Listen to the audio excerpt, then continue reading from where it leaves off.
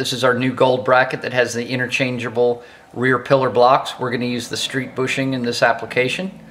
First thing we want to do is take the black RTV silicone.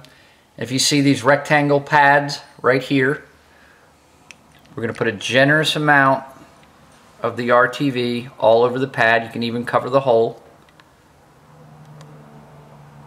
Same thing for this side.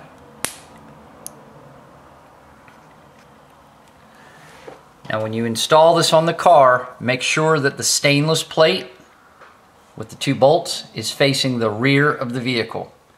And when you push this up onto the car, be very careful. Don't let this hit the exhaust or the sides of the car or the drive shaft. It'll just be messy. You want to make sure that RTV silicone doesn't get everywhere.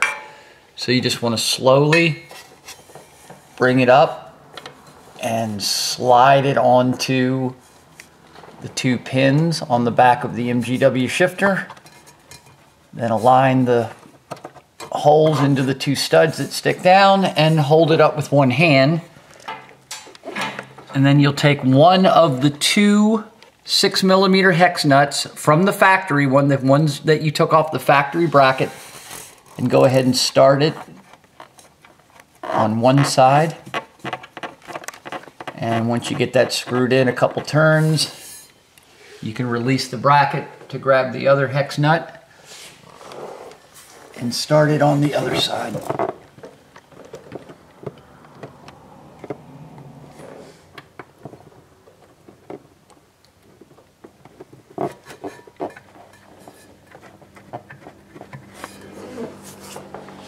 Okay, once you get that started, you want to take your 1/4-inch drive with the 2 10-inch or the 18-inch extension with the 10mm deep well socket, and you want to screw both of the 6mm nuts all the way tight. You want to go ahead and bring them all the way up and tighten them up against the body of the car.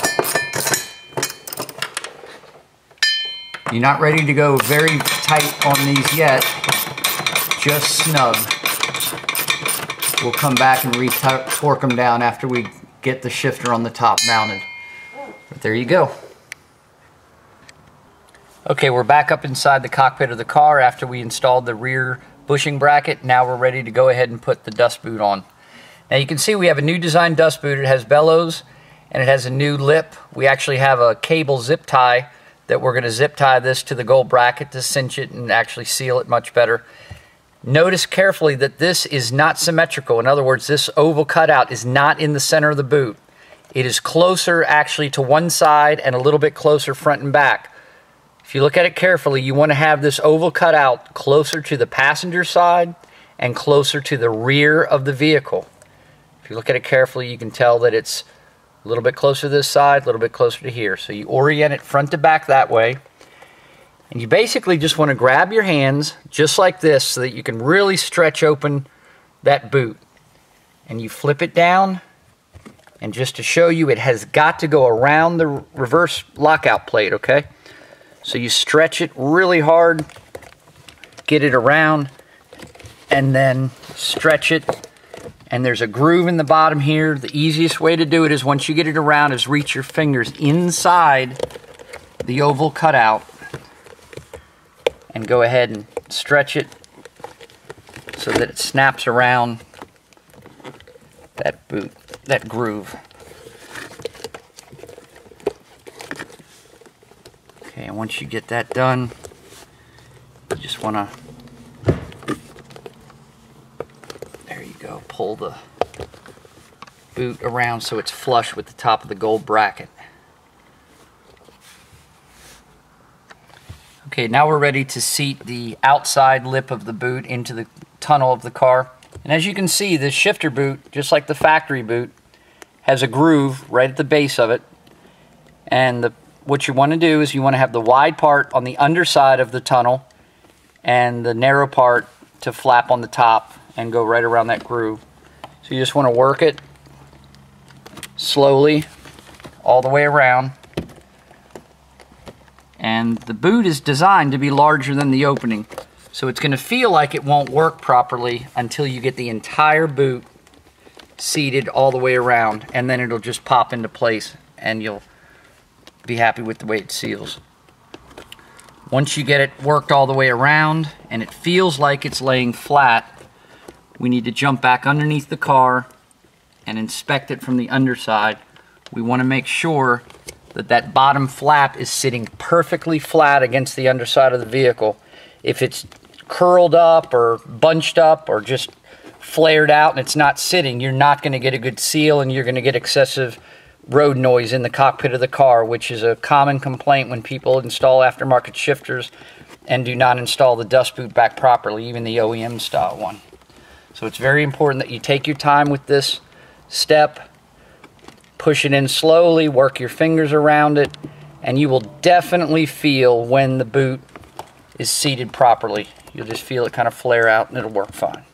So there we go. Let's go back underneath the car and we'll check to see if it's seated properly. Okay, we're under the vehicle, and as you can see, the passenger side of the boot is not seated properly. It's curled up there, and that's going to let excessive road noise in. So if you're having trouble trying to seat the boot and you're not getting any luck getting it right, you will have to resort to lowering the gold rear bushing bracket down by taking the nuts and dropping them down to the very bottom of the stud. Do not remove them, but let the back end of the shifter drop down far enough where you can get the boot seated properly, which we're going to do right now.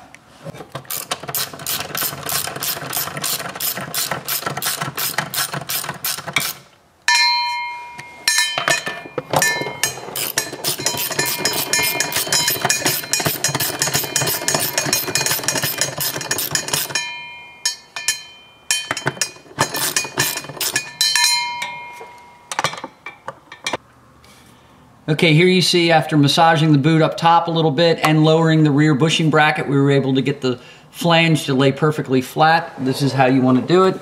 You inspect all the way around. You see that the boot doesn't have any crimps in it or any bows. So we can go ahead now and re-tighten the rear gold bushing bracket, and then go ahead and put the MGW supplied nylon lock nuts on top of those. Okay, we're going to tighten up the rear bushing bracket permanently now. And remember, this is just a small 6mm stud that's welded to the underside of the car.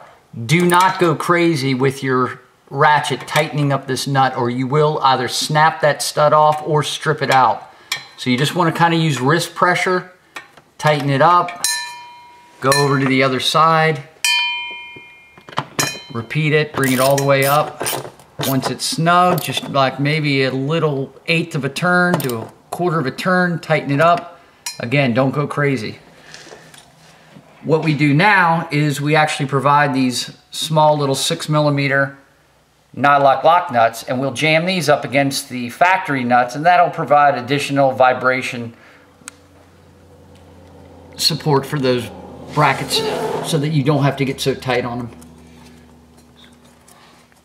And all you want to do on those is just bring them up flush against the underside of the nuts and just torque them very lightly.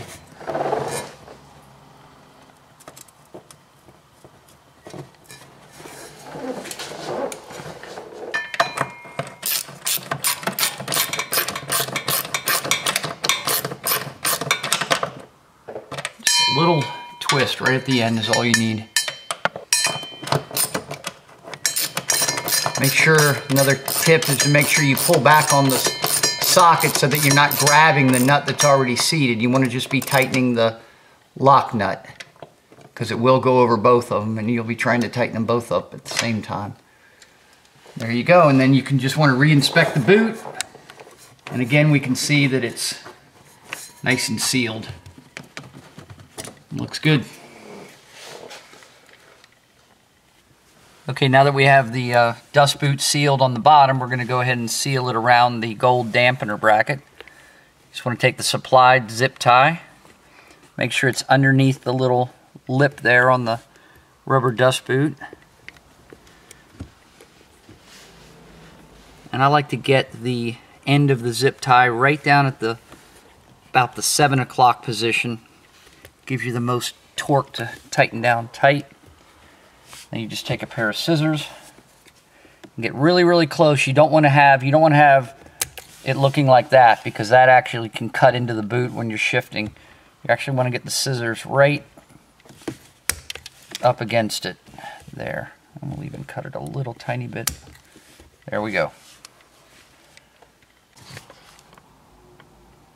Okay, now we're ready to put the factory sound pad back on, and you put it in the way it came off.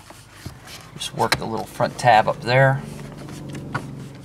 Slide that down onto the studs hang up there, and then you take the MGW supplied sound pad and put it in the same manner. Should have slits in the back part that the studs will push through. Then you take the back part of the pad, and remember there's this little fastener there that just pushes onto that stud, and then your traction control and trunk release button popped onto that stud, and then it pressed into this grommet hole there, and then we're ready to put the console back on.